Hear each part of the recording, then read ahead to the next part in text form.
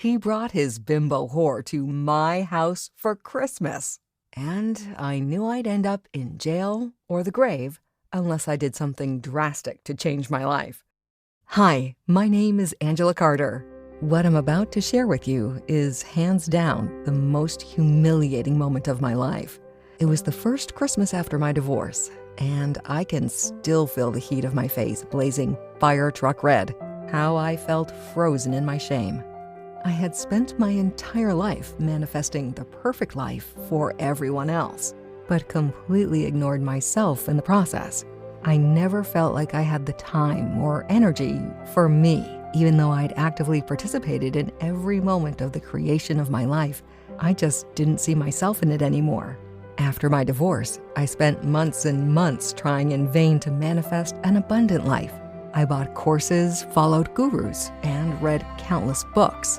I tried the law of attraction, The Secret, and guided meditation.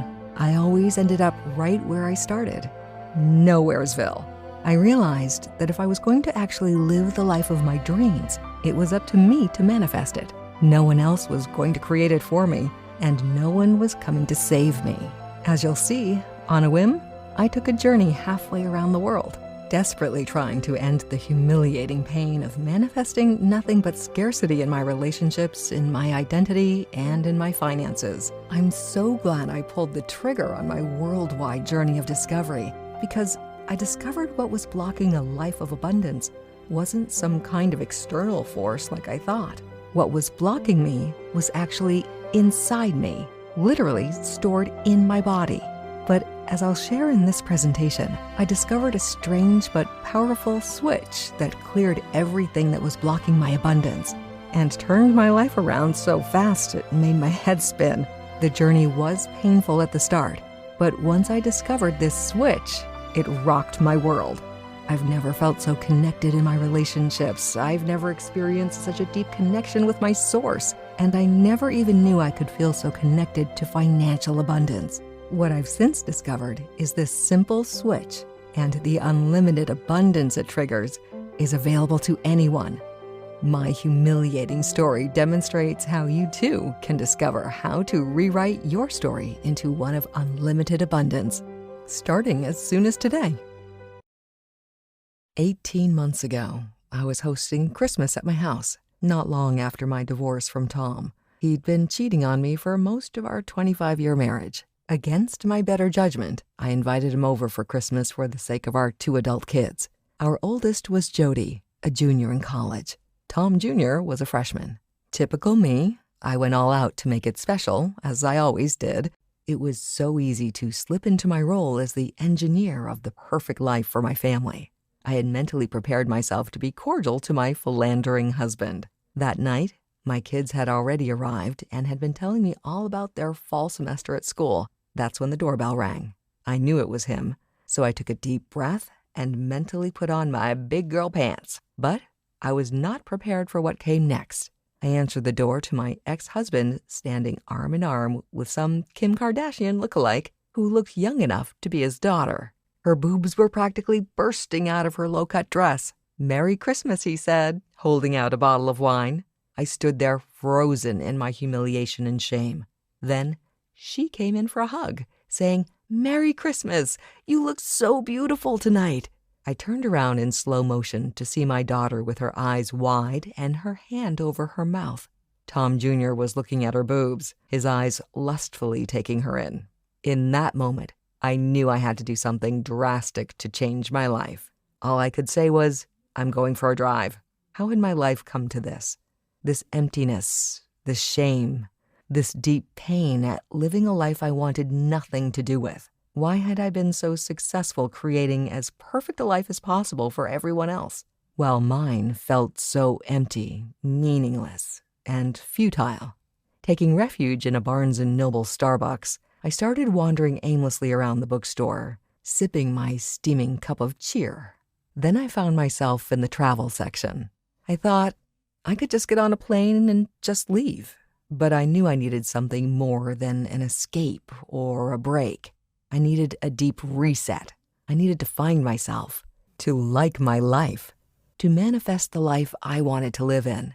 I felt so lost. In desperation, I whispered a prayer. I don't know who I was praying to. I closed my eyes and whispered earnestly, God, I'm in serious trouble here. I truly don't know what to do. If you can, send me a sign. When I opened my eyes, I felt a small measure of peace. Then I noticed a travel book on Nepal. Inside were pictures of towering Himalayan mountains, tea houses, and elephants wading through a jungle river. I felt a tug on my sleeve. I looked down to see a cute young girl dressed in a red and white Christmas dress. Her blonde hair was in ringlets around her face, and her green eyes were staring right into mine. You should go see the elephants, she said confidently. I stood there dumbfounded. Was this the sign I'd just prayed for? I battled back and forth in my mind. I thought I was becoming a movie cliché. Unhappy middle-aged woman travels halfway around the world, finds happiness, love, and purpose, then lives happily ever after. Eat, Pray, Love was playing inside my head. But then I realized my pride couldn't go any lower. I decided right then to travel to Nepal and go see the elephants. What did I have to lose? Before I knew it, I was getting off the plane in Kathmandu. The next morning I found a cafe, ordered tea, and looked out the window at the bustling city. I couldn't believe I was halfway around the world, alone, trying desperately to improve my life. I was having serious doubts that I could discover how to manifest my dream life. I was lost in my thoughts and doubts, mesmerized by the sounds, sights, and smells of this colorful city, when there was a tug on my sleeve. Again, I turned to see a darling little boy with coal-black eyes and a shock of black hair. He had a flyer in his hand. He was pointing across the street to a hole-in-the-wall building. There was a colorful sign hanging above the door with a picture of an elephant.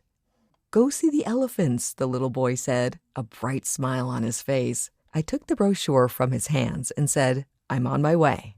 I walked in through a beaded doorway to a dark room, incense wafting through the room. Sitting behind a desk was a sight I was not expecting. There was a middle-aged man there who I couldn't help but assume was an American. He had an American flag bandana wrapped around a cleanly shaved head.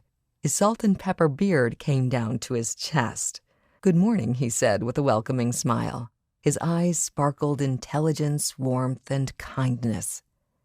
Hello, I stammered, just a little surprised. Not expecting to see someone like me, he asked. Well, not exactly. Not to worry, he replied. I get that all the time. Welcome to Kathmandu. Why are you here? He asked.